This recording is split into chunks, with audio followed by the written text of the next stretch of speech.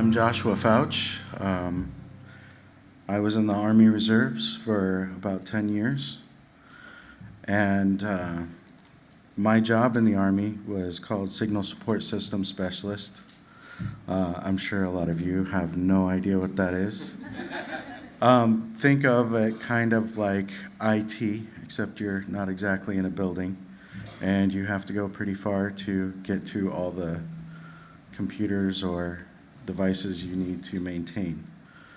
And looking back at my 10 years of service and being asked to do this chapel, I started wondering, what was I going to talk about and what was I going to focus on? And I thought about, this chapel being the Image of God chapel, so then it became okay.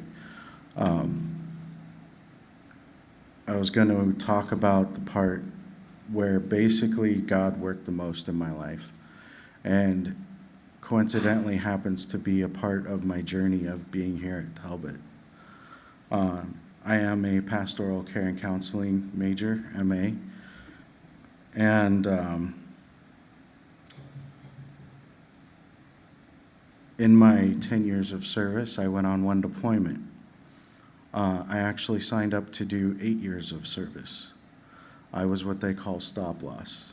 And from what I understand, stop loss was a workaround to prevent the government from having to do the draft.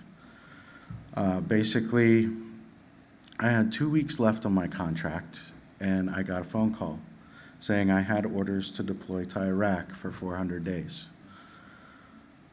I had a career, I had a wife, and I had plans for my future that needed to be put on hold. So I found myself going into Iraq. I was stationed in Balad, which happened to be nicknamed Mortaritaville. It was mortared and RPG'd all the time, every day. The first place I stayed at in Balad, I recall, was a tent we were set up in. We're on a plywood floor with cots. And I remember seeing holes in it and was told that that was from a previous mortar attack. So I came to realize the type of environment that I was living in very quickly, especially when one day I found myself walking to a shower and a mortar landed about 40, 50 yards away from where I was at. It became very real. But over time, I became used to the heat, the attacks, the sandstorms. It all became normal. In case you're wondering about the heat, which I know a lot of people do, the hottest it got was in Baghdad, and I saw it get up to 140. I knew you guys would like that. So, where God really started to move in this was, I can recall calling home and getting a sense that things weren't right. I remember, this is a little harder than I thought it was going to be. I remember talking to people and remember just feeling like they weren't telling me everything. I remember sitting at my computer and finally getting the information that I was missing. Turns out my wife was having an affair. I remember standing up at the computer just saying, no. The first thing I did was I ran to the chaplain. Thank God for Chaplain Peter Strong.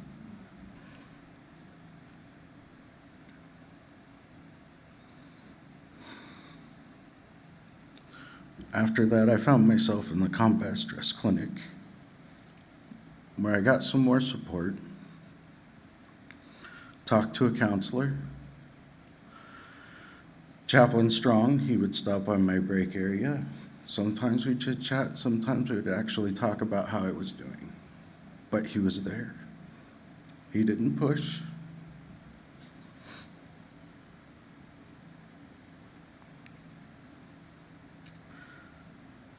I remember being in my living quarters and I'd be sobbing and calling out to God. And I felt like it would go to the ceiling and just come back down. I felt so alone, so broken, so much pain. But I kept going. My faith told me that God does not leave me. He stays with me. But why? Why am I going through this? After a while, I learned to push forward. I actually learned how to forgive over there. It was really hard, and I got to understand what it truly means. Thankful for the support, not just from Chaplain Strong, but from my buddies over there who checked in on me, who lifted me up when I needed it. And then it came to a point where I had to face coming home. And I was looking ahead and thought, what do I have? Everything I planned for, everything I built had been brought down to ruin. My life had to start all over again. So I found myself sitting with a friend in a break area, looking around at the barbed wire and the chain link fence, all the sand, and said, how am I going to go back home? I was afraid to come home. But at the same time, kind of excited to get out of where I was. So I came home. At first, I made the mistake of trying to be who I was before I left. I wasn't working, and that became pretty evident when I talked to my dad on the phone. My dad is a Vietnam veteran. I remember in the middle of our conversation, he said, so what are you doing about the nightmares? If there was ever one way I wanted to relate to my dad, it wasn't with PTSD. But it was good to have someone to talk to, someone who understood.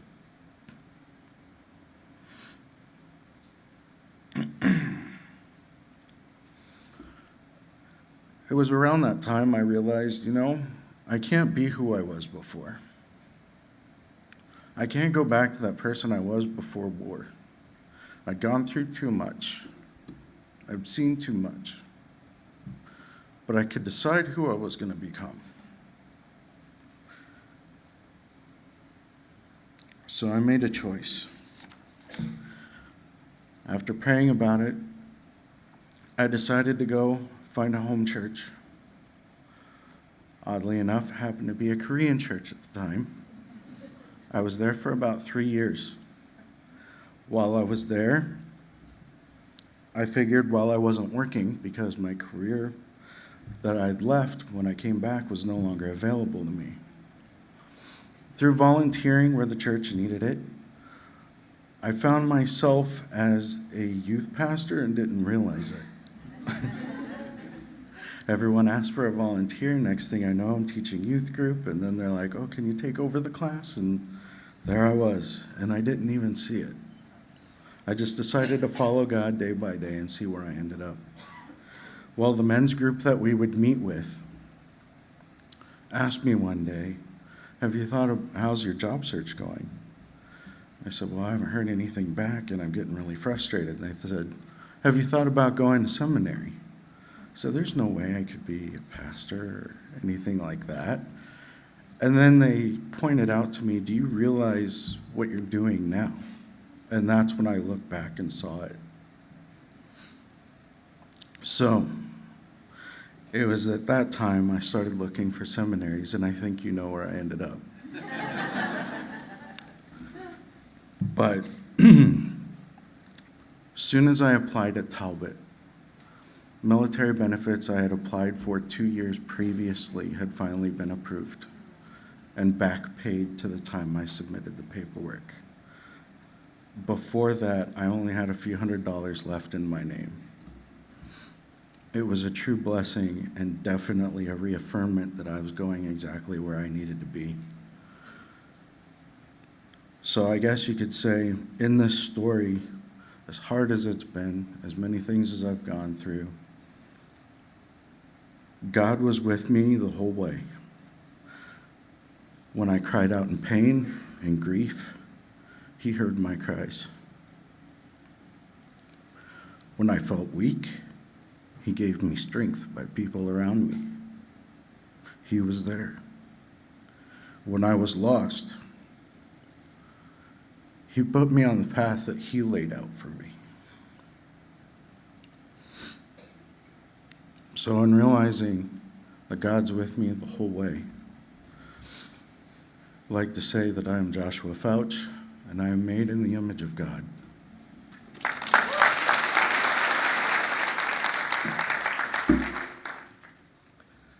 I want to thank my brother Josh for being open and vulnerable for this, and I want to also say thank you to all student body and also faculty for coming here in support and listening to our stories. And also all my fellow vets, thank you for coming. I know it's not the best time for y'all when you could sleep in on a Friday. But for me, I want to say that my name is Abraham Lee, and I am the Vice President of Biola Veterans Association for Communications and Programming. And I've been in the Navy for 6 years, from 2011 to 2017. For me, I was moving around and not staying in one place. I moved to New York and California about 6 times back and forth. So the last time I went was from New York to California was August 2001. So you guys all might know what happened right after that, which was 9/11. So going through that sort of made me realize that it was a very real thing about war, because after that, the wars came and kept seeing it on the news. And going through all this process of moving around, I never had like a self-identity, sort of never had real friends. And in high school, I had a lot of things going on for me where my family was going through a financial situation. Dad's business partner stole thousands and thousands of dollars from us. And to this point, the same person that stole money from us, my dad forgave, and I could never forgive, because come that last semester in high school, I had to join the Navy because of the fact that he stole about $50,000 from us, and I still see him at my favorite mall to this day. And when I see this man, I just get really angry, but at this point, there's no point in getting angry. One of those things that I had to do because I joined the Navy was because of the fact that I was the oldest in the family. I have 2 little brothers, and my brother was born when I was 15, so my parents were really busy at the time. And going through those financial troubles was also the fact that with my dad's business and then going bankrupt 2 times was also the thing about both my grandparents passed away around the last quarters of my high school, and a lot of the medical bills we had to pay left over. So a lot of things that you might not know is that we had a reason joining the military. It might have been one for either you wanted to have a purpose, or you wanted to help yourself, or just help your family. Mine was, of course, helping my family out, since I had 2 brothers and my dad had no job. He had no job for about 2 years after I joined, so I was the one who sent the money to my family. But when I was I was born very conservative Christian, and so the military, of course, was really shock, and had to deal with a lot of things. And one of the things was I got really angry. I came to realize that now. I was really angry in the military. I had to deal with a lot of things, abusive coworkers, abusive supervisors, and a lot of other issues arising to it with my family back home, with, of course, Dad not having the job, and my brother, who was mildly autistic, the second one. He was getting severely abused and bullied in his school. So going through all that, of course, I went through 3 deployments in my time in the Navy. So going to that, the first 2 deployments was back to back. So we came back for maybe less than a month and went right back out again. So during those moments, families were very, very strenuous for the rest of my shipmates. And going through that, coming back, they had a lot of problems. And with that, I was working with them, and it was very difficult to hear their stories of, spouses cheating or going through losing a lot of their family members during their time, and they're not allowed to go back. So that closure was never given for them. And due to that, I lost 3 of them after 2 months into the deployment. They were the ones that I knew their whole life story and worked with almost about 12 hours out of the whole day. And I had no chance to say goodbye because of that. And they told me that I can't wait to see you outside the civilian life, Lee. And when they said that to me, I was thinking they were going to see me again. And it wasn't then my final birthday in the Navy, my last year in the Navy. It was that moment, my roommate, he told me that, hey, Lee, happy birthday. I can't wait for us to have this great night. So we had enjoyed our night. And he was my first friend, but my first friend, he literally told me that I can't wait, let's go out. We had a blast, right? And then at one moment I saw him. I don't know how I saw him because he hidden in the crowd. Of course, he's 6'3", very big guy. And I had to look, and it was everything went silent, and I saw him, and I went over there, and he ran out of the bar. I wasn't drinking. Luckily, I was coherent and good. So it's very difficult to jump on a 6'3" man and try to stop him because I knew he was depressed. He was at that point of not wanting to come back. And when that happened, I told him I had to drag him and push him out. I was able to help him because I knew that look that he had. And I was grateful because I didn't think that, why? What's the point? And I kept thinking that being in the Navy, I could always not worry about the things after this. I could just be in civilian life and it'll be much better, but it got worse because my final year in the Navy, of course, I had to do another deployment. So that my final 3rd deployment, coming back, it really does change you every time going to another place. Coming back home, I literally had to deal with family stress because my brother and my mom told me, do you even love me anymore? And I was constantly working, constantly trying to do a lot of the things that I had to do just to get through and get by. And I was trying my best. I didn't know what to do. And going through my degrees and trying to struggle with school, it wasn't something I felt like I could do by myself. And I became more angry because of it. So going through a lot of life of sin, you could say, for that. Because of this, it got worse and worse and worse. And it came to the point of, I asked God, what can I do? And he told me, I want you to check up on your friend.